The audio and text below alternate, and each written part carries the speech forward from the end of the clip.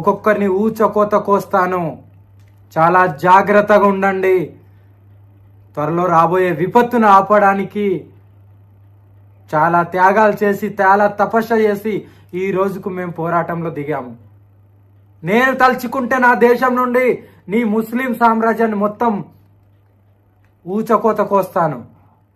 ఏ ముస్లిం అయినా, a Christian అయినా జాగ్రత్త, ఖబర్దార్.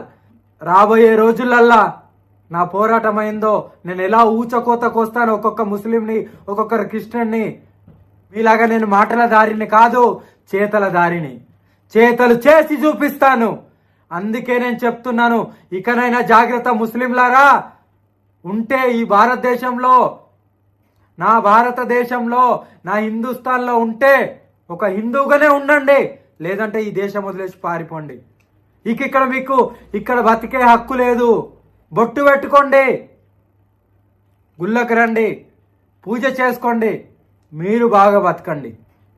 మీకు దమ్ముంటే నన్ను ఆపుకోండి, మీకు దమ్ముంటే నన్ను ఆపుకోండి.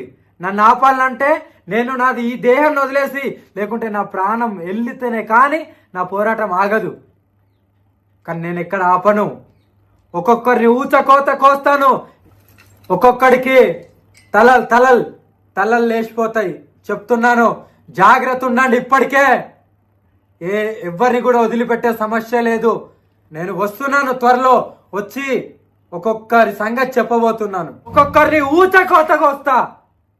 ఈ కోసే బాధ్యత నాది. ఆ బాధ్యత నేను తీసుకున్నాను. నేను కంకణం కట్టుకున్నాను. ఏదో రాజ్యాంగం అంటున్నారు. నా దగ్గర రాజ్యాంగాలు, గీజ్యాంగాలు, చట్టాలు నడవై.